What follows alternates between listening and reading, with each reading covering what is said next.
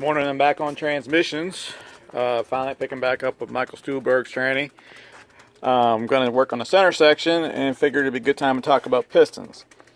Most factory drums come with a check ball in there, and most of them take this steel piston, which doesn't have a bleed hole in it. Some of them have an aluminum piston, which has two bleed holes there, and the drum would look like this with no bleed hole in it at all. This is a correct factory setup for that. What you don't want to do, and what I ran into on this drum here, is I have a check ball and two bleeds. So I've got to change and put a steel piston in it.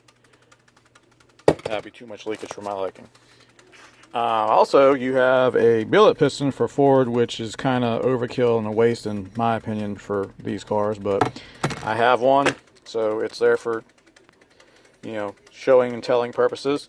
You can also move her on to the direct drum. Here's the direct drum, ready to go. It's got a steel piston, which is this one right here, with a check ball there, and a check ball there. Well, why does it have two check balls? It has two check balls because it's a dual piston. One is used in forward, one is used in third gear, and the other part is used in forward and reverse. It applies the whole piston when it goes into reverse. There's also a billet piston available for that, or you can use these handy dandy aluminum ply rings, which fit in there like so, which is what I use.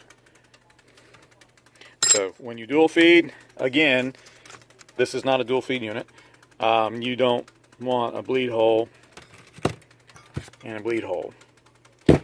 That's a lot of pressure loss, so you need to do something about that. So there's some little tidbits on pistons for direct and forward clutch.